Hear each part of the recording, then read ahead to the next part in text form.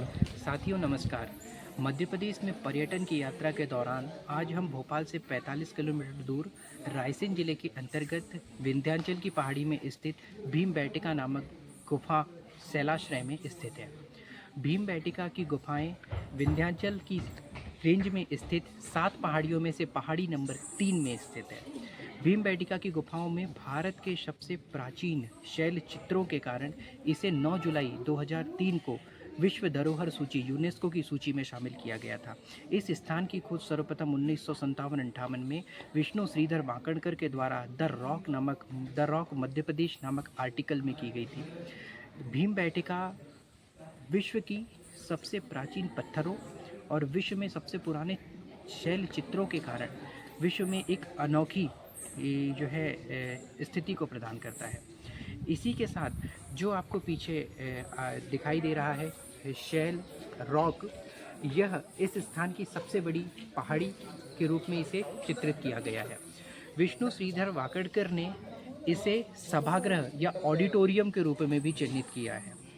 इस स्थान के लिए विष्णु श्रीधर वाकड़कर को पद्मश्री भारत सरकार के द्वारा दिया गया था उनकी इस खोज को देखते हुए, और इस पे समय के अनुसार बहुत सारी खोजें होती चली गई। इसमें करीब 700 से ज़्यादा शेल्टर्स के बारे में जानकारी प्राप्त होती है, लेकिन सामान्यतः कि विजिटर्स के लिए केवल 15 प्रकार की शेल्टर्स को देखने की ASI के द्वारा परमिशन प्रदान की गई है, जैसा कि हम इसमें आगे देखते हैं।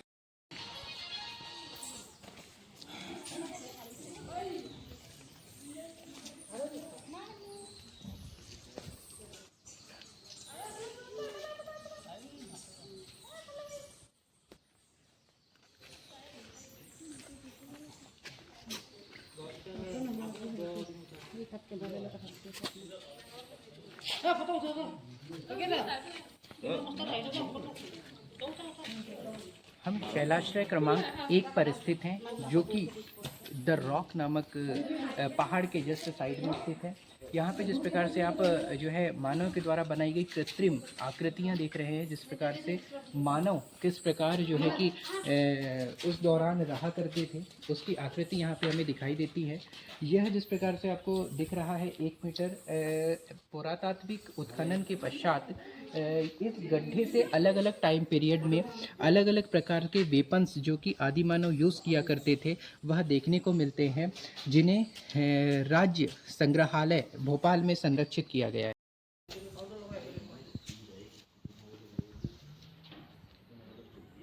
इतिहास के कालखंड को मुख्यतः 3 भागों में बांटा गया है: प्रागैतिहासिक काल, आद्य ऐतिहासिक काल और ऐतिहासिक काल। प्रागैतिहासिक काल के समय पाषाण काल, मध्य पाषाण काल और नव पाषाण काल में से पुरा पाषाण काल और मध्य पाषाण काल के अवशेष हमको भीमबेटका की गुफाओं से देखने को मिलते हैं।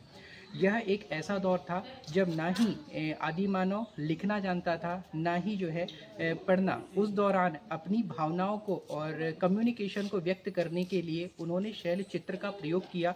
वही शैल चित्र हमें इन गुफाओं में देखने को मिलते हैं। जैसा कि आप इस गुफा के ऊपर देख पा रहे हैं, यहाँ पर एक हाथी और हाथी के ऊपर बैठा हुआ एक हंटर करता व्यक्ति हमें दिखाई दे रहा है, जो यह निर्धारित कर रहा है कि उस दौरान किस प्रकार से हाथी के ऊपर बैठकर हंटर किया जाता था और किस प्रकार से शिकार किया जाता था। सभागृह 3, जो कि भीमबेटका के शेल्टरों में एक मुख्य ध्यान आकर्षण का केंद्र है। यहाँ पे जब हम अंदर की ओर चलते हैं तो यह हमें एक विशाल सा सभागृह के रूप में दिखाई देता है, इसलिए वाकणकर ने इसे द रॉक के नाम से चिन्हित किया है। इसी के साथ जब हम आगे चलते हैं, यहाँ पे आप जिस प्रकार से देख पा रहे हैं, आज से लगभग 100-200 करोड़ वर्ष पूर्व यह स्थान संभवतः कुछ जियोलॉजिस्ट ऐसा मानते हैं कि यह स्थान नर्मदा के जल में डूबा हुआ था। और यह काफ़ी लंबे समय तक यह स्थान डूबा रहा है। उसी की विस्कोसिटी के निशान आज भी हमको इस शेल्टर्स और इस रॉक शेल्टर में हमको देखने को मिलते हैं। इसी के साथ जब हम यहाँ पे आगे की ओर बढ़ते हैं और देखते हैं तो बिल्कुल आप यहाँ से सीधा एक सभागृह का रूप आप यहाँ पे देख सकते हैं। और जो आपको ऊपर सामने पत्थर दिखाई दे रहा है, वहाँ पर कोई एक मुखिया सारे जो है ट्राइब्स को, सारे आदि मानवों को जो है सूचित करता था, जानकारी देता था किसी एक स्पेसिफिक विषय में।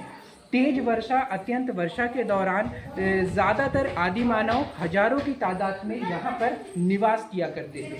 इसी के साथ हम यहाँ पे देखते हैं यह सारा क्षेत्र एक समय जो है जल बॉडी में पूरा डूबा हुआ था।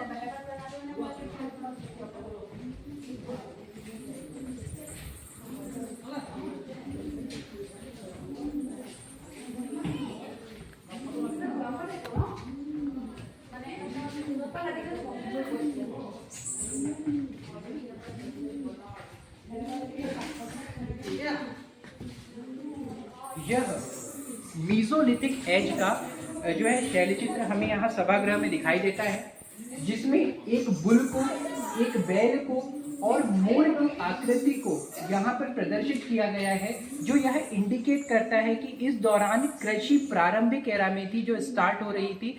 इस दौरान लोग कृषि से संबंध जोड़ते जा रहे थे और फसलों का उत्पादन एक हंटर के अलावा अलग कार्य प्रारंभ किया था। इसी के साथ जब हम आगे की ओर चलते हैं,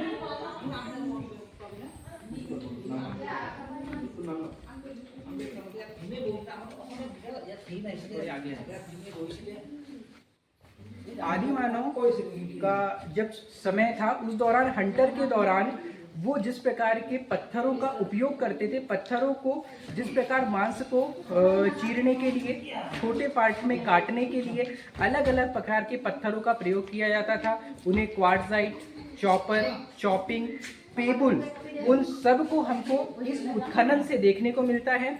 और यहाँ से लगभग 7000 वर्ष पुराना एक मानव कंकाल भी देखने को मिलता है, जो कि आज तक कंकाल के गलने के ना पीछे का सबसे बड़ा कारण था कि उस दौरान शायद जो आदि मानव रहा होगा वह सोडियम का, नमक का जो है कि कंजप्शन ना के बराबर करता रहा होगा, इसलिए आज तक उनकी जो हड्डियां हैं, जो बोन्स हैं, वो गली नहीं और आज भी जैसी की वैसी सुरक्षित स्थिति में हमको 7000 वर्ष पूर्व भी देखने को मिलती है।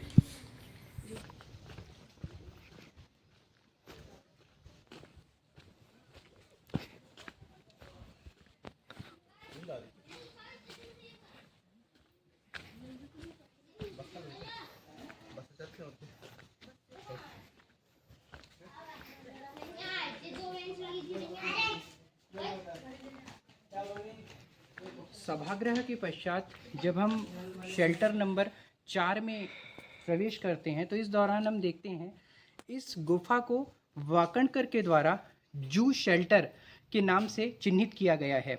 इस गुफा में 453 जो है आकृतियाँ बनी हुई हैं, जिसमें 16 प्रजाति के जीव की आकृति चिन्हित है। जैसा कि आप इसमें देख पा रहे हैं कि आकृतियों में हंटर करते हुए, हंटर के पश्चात जो जीव जंतुओं की डेड बॉडी थी उसे चीरने के दौरान जो रिप्स दिखाई देती है, वह हमको इस शैलचित्र से देखने को मिलती है। एक हाथी के ऊपर जो है बैठे हुए हाथी को कंट्रोल करता एक व्यक्ति हमें इस शैलचित्र के माध्यम से दिखाया जाता है। यह शैलचित्रों का कलर हमें सफ़ेद रंग से दिखाई देता है। इसी के साथ जब आप थोड़ा जूम करेंगे तो नीचे जो आपको चित्र दिखाई दे रहे हैं उनका कलर हल्का सा रेड और गेरुआ दिखाई दे रहा है। मुख्यतः भीमबेटका की गुफाओं में 3 प्रकार की जो है कि चित्रकारी हमें देखने को मिलती है।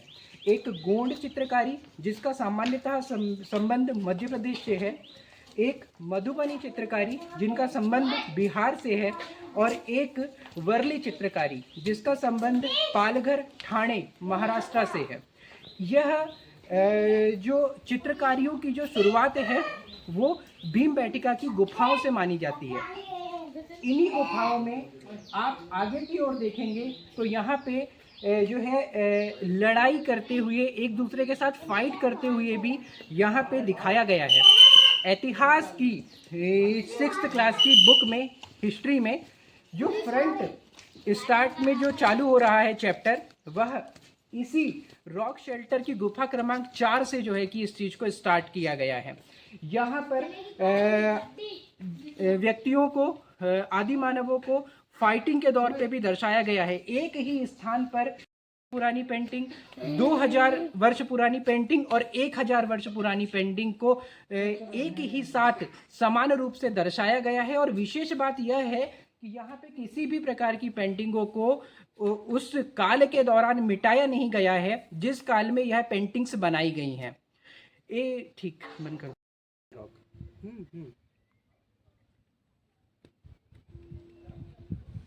हम गुफा नंबर 4 के पश्चात जब कुछ दूर चलते हैं ऊपर की ओर, तो हमें यहाँ प्राकृतिक रूप से भू वैज्ञानिक गतिविधियों के द्वारा निर्मित लगभग लाखों वर्ष पुरानी एक प्राकृतिक कछुए के समान संरचना देखने को मिलती है, जो भीमबेटका की गुफा में एक आकर्षण का मुख्य बिंदु माना जाता है।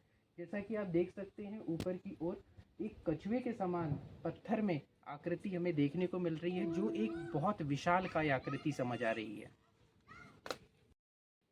टर्टल की प्राकृतिक संरचना देखने के पश्चात जब हम नीचे की ओर आते हैं तो एक सकरे से प्रकोष्ठ से गुफा नंबर 9 के लिए प्रवेश करते हैं। हम जैसे ही गुफा नंबर 9 में प्रवेश करते हैं तो यहाँ पे हमें एक व्यक्ति की, एक अश्व की और एक हाथी की संरचना दिखाई देती है, एक आकृति दिखाई देती है। ऐसा माना जाता है कि जैसे ही सिविलाइजेशन चालू हो गया, सभ्यताएं आने लगी, उस दौरान जब मौर्यंस के टाइम पीरियड में जब बुद्धिज्म बहुत ज़्यादा बढ़ गया था, उसके पश्चात जब चंद्रगुप्त सेकेंड गुप्त काल पीरियड आता है, उस दौरान अश्वमेध यज्ञ या राजसूय यज्ञ बहुत तीव्र गति से बढ़ने लगा था। उस दौरान का अश्व हमें इस गुफा नंबर 9 में देखने को मिलता है और भीमबेटका की गुफा में यह अश्व भीमबेटका की गुफा की सबसे सुंदर और आकर्षक आकृति में से एक है। इसी के साथ में आप इस गुफा के साइड में जिस प्रकार की एक कंदरा देख रहे हैं, यह वेंटिलेशन के लिए बनाई गई थी और ये वेंटिलेशन वहां जाकर खुलता है जहां पे आदि मानव लोग निवास किया करते थे। उनके वेंटिलेशन के लिए यह कंदरा का जो है हमको यहाँ से द्वार दिखाई दे रहा है।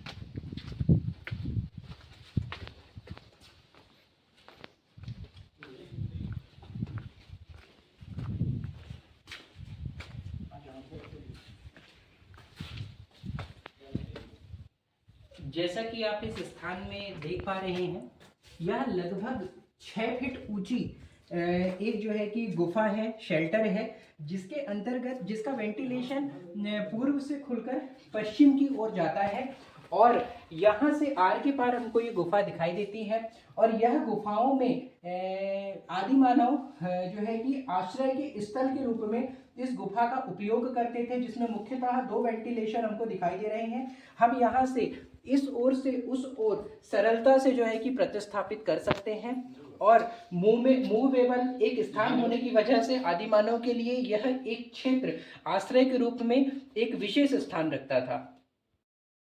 इस शेल्टर में जो हमें अश्व की आकृति देखने को मिलती है, यह भीमबेटका की गुफाओं में सबसे सुंदर आकृति मानी गई है।